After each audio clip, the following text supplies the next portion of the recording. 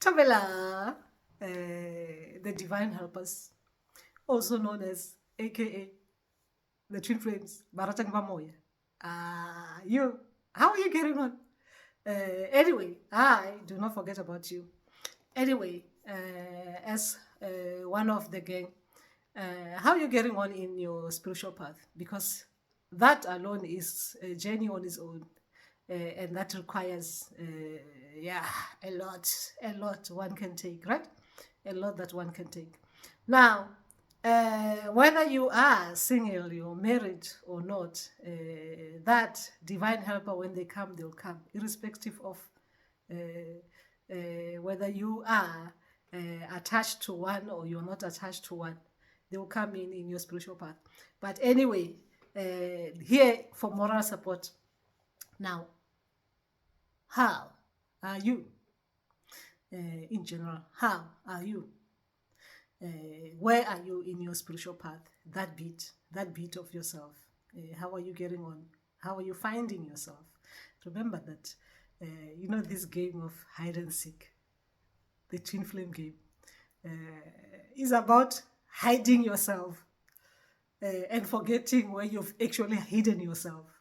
And then someone comes in the form of divine helper, the twin, to come and tell you that you've hidden yourself, and all the time you thought you could see yourself, and someone says, "Where are you?" And you're like, "What the hell are you asking me about? I mean, I'm here. I can be seen." And someone says, "I can't see you. You are not. You can't be seen. What do you mean you are here?" And then you look around, you start seeing that actually you can't even see yourself. Then you start actually trying to find yourself. But you are the one who's hidden yourself. Imagine that confusion that comes in spiritually in your path. Hey, man. Now you're trying to go from one room to another, trying to find you. Who's actually like, and you've got this voice following you saying, find yourself. Seriously, then who is actually finding that person that is yourself? That is the confusion that comes in with the twin flame journey, right? The journey of finding your real damn self from the deep hidden side of yourself. Gosh, what am I even saying? How do you find yourself when you're hiding yourself? Then who actually is finding who? That is the twin flame journey. That is when you're trying to find out what the hell is actually happening around here. Who's actually even chasing me? And who's actually leading me to my hidden spots? What is actually happening here? Who am I? Who is me? That is when you go into that bit. Like you're trying to find out what is actually happening. Am I a divine feminine or am I divine masculine? Who is it? Because sometimes it moves it interchanges so quickly that you can't even tell which is which. The spiritual bit of yourself. The essence bit of yourself. Spiritual I'm talking about. I'm not talking about you, physical form. Where you see me, I'm gender-wise, I'm a female, right? I might be out there trying to find my gender self, hidden, spiritual. And then someone comes in, physical, to say to me that I've hidden my gender self. Aibo, what the hell? What am I actually even saying? That is you, twin flames, with those confusion. But remember that we are not here talking about confusion. We are here to give you a hand, right? To give you that hug that is needed. Now, actually, talking about this twin flame thing, have you noticed how difficult it is? I mean, I alone didn't even know that there's this thing that exists, right? That is called Marital in my language, right? I didn't even know that there's that thing I thought ancestors were introducing me to what actually happens. How can you introduce a damn married woman to another being and you call it Lerato la Moya. I mean, how confused can you make someone, right? It was that difficult. Now, this is the beat that some of us, the traditional healers, the ones that we have been talking to who are going through this, they don't know how to talk about it. We literally don't know how to talk about it, because who are you going to talk to about these kind of things? Because it doesn't sound right, especially if you're married. It doesn't really sound right. I mean, seriously, how can you say you're struggling with that beat, and then you in a marital home? How do you actually talk about that kind of thing? And who are you talking to about it? Remember that traditionally, I was raised that if you've got marital problems at home, you go to the elders in the family and you talk to them about these issues that you're struggling with. If you're married, you and your husband or you and your wife are struggling with this bit, what can they do given the experiences that they have? How can you resolve the issues that you're struggling with, right? Even if you're not married, you've asked for a hand in marriage, right? We're talking traditional, right?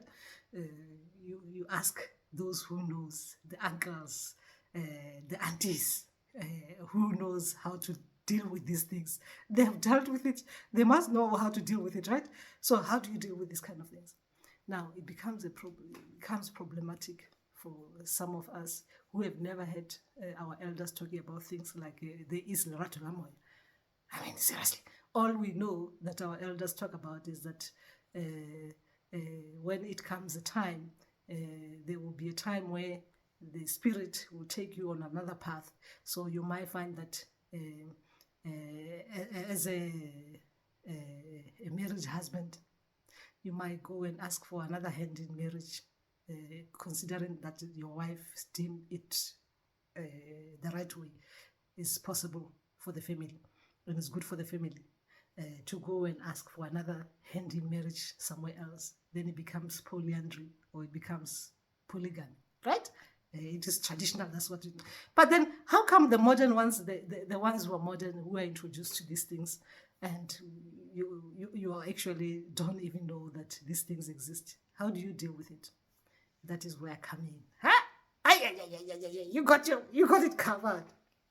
Now, only your ancestor spirits and guides can hold your hand in this one. Unfortunately, even me as a healer cannot hold another person's hand with this one. It's the most difficult bit. You always have to rely on the healers, not the healers, the ancestors of that healer or the ancestors of that person to help deal with it, because that is one of the things that is the most difficult one, that help has to come from within. Assistance has to come from within, like deep within. Support outside can be given as in, you're okay. Like me coming here and doing this video.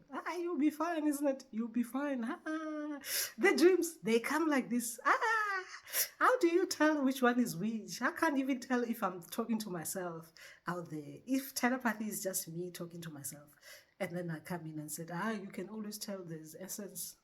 You as a person, you've got you've got that signature, energy signature, and that person as well, they've got their energy signature. So you can tell, even if remember that the voices sometimes, it can be, you hear the true origin, the true organic voice of that Lerato la Moya, your twin telepathy I'm talking about.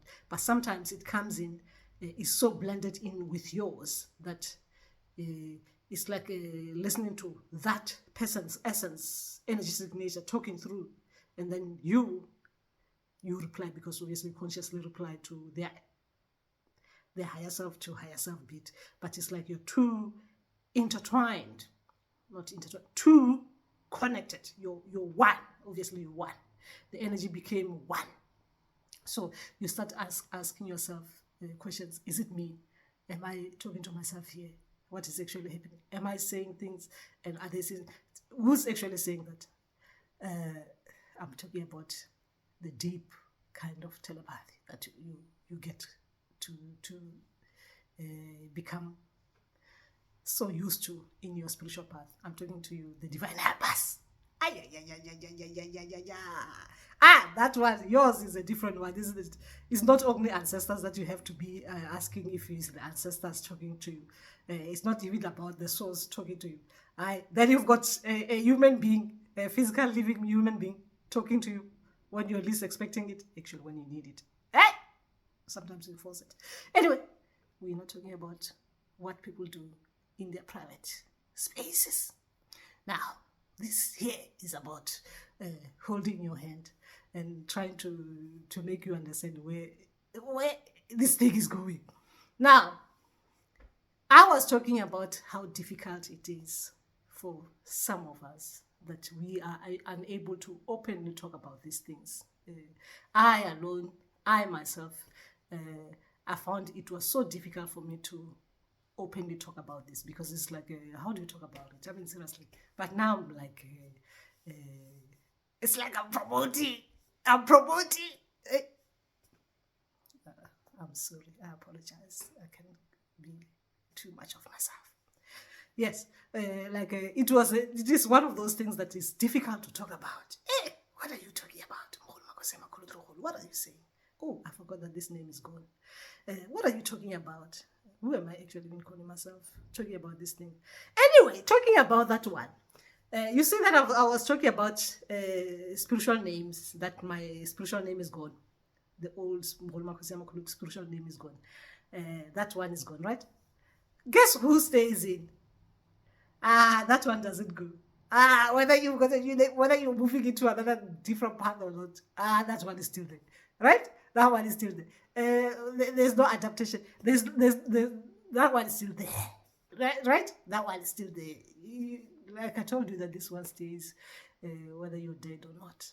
If one of you is still alive, it will continue as if it is normal. There's nothing different about it. The only difference is that there won't be a physical living person walking around outside, but spiritually they'll be there actually with you the same way, but even better and deeper. The connection will be actually more deeper, because there won't be distractions of the how it is like in living terms, isn't it? But that's how beautiful it is, this journey.